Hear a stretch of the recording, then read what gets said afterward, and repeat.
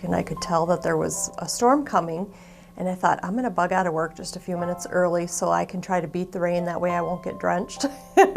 The wind came up and it just started downpouring. So I really slowed down because I was afraid that there might be a car ahead of me that I might end up rear-ending, and I was really afraid somebody was gonna hit me from behind, so I was really trying to be cautious. I was traveling south on Highway 53, that in the northbound lane, I could see this gentleman on the side of the road pulled off on his motorcycle, and all of a sudden it was blown over.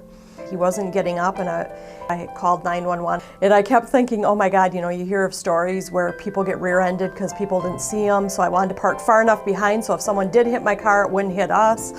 As I was trying to get my door open, it was really, really windy, and it was just downpouring, so I'm pushing my door open, and the rain is just, pelting on me the minute I opened the door. So I got out of the car, and so I went over, and he was laying kind of on his right side and face down.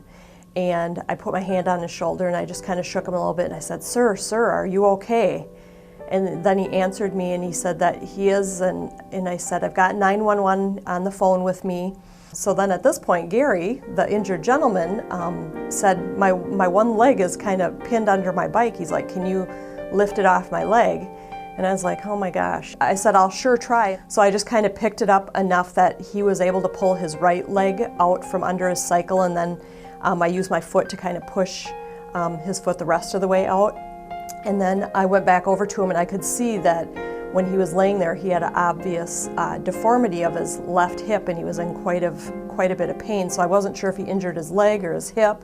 So I ran back to my car and I got a blanket, and I rolled it up and kind of put it under his head a little bit to keep his face, off the ground. And I was using my hand to shield the rain from his face and try to keep the water out of his ear and just keep talking to him, because I just wanted him to feel like things were going to be okay.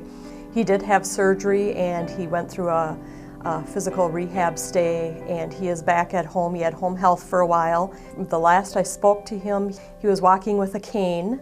He was very motivated to start getting back to his normal routine. My experience with the Red Cross has been that I have utilized them to donate blood at different blood donation drives that they've had throughout the community. The American Red Cross is honoring Cathy as a healthcare braveheart. I'm very honored, a little bit embarrassed, because I feel like what I did is something that anybody would or should do.